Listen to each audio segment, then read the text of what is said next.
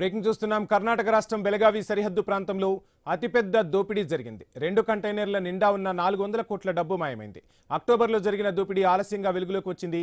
కేసుకు సంబంధించి నాసిక్ పోలీసులు 4గురిని అదుపులోకి తీసుకున్నారు. మరో 2 పరారీలో ఉన్నారు.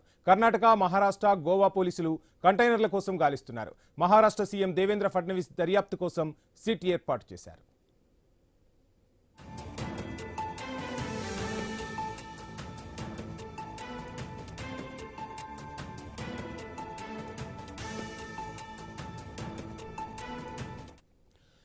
కర్ణాటక రాష్ట్రం బెళగావి సరిహద్దు ప్రాంతంలో అతిపెద్ద దోపిడీ చోటు చేసుకుంది. 2 కంటైనర్ల నిండా ఉన్న 400 కోట్ల డబ్బు మాయమైంది. అక్టోబర్లో జరిగిన దోపిడీ ఆలస్యంగా వెలుగులోకి వచ్చింది.